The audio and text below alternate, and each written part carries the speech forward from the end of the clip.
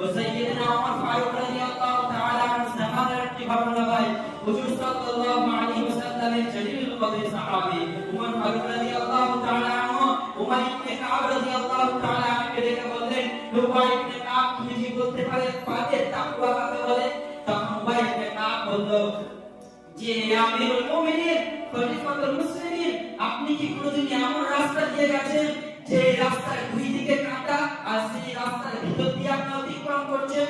বলছে হ্যাঁ এমন রাস্তা আমি অনেক গেছি যে রাস্তার দুই দিকে কাঁটা মধ্যখান দিয়ে প্রবেশ করেছি।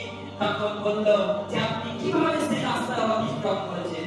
বলল সেই রাস্তা আমার সমস্ত জামা কাপড় পাগড়িকে আমি উঠিয়ে নিয়ে খুব আস্তে আস্তে আস্তে যাওয়ার চেষ্টা করেছি যেন কোনো কাঁটা আমার শরীরে বা জামাতে না বেঁধে যায়। উমার ইবনে কাব রাদিয়াল্লাহু তাআলা আনহু বলেন এক্স্যাক্টলি এই নাম হচ্ছে তাকওয়া।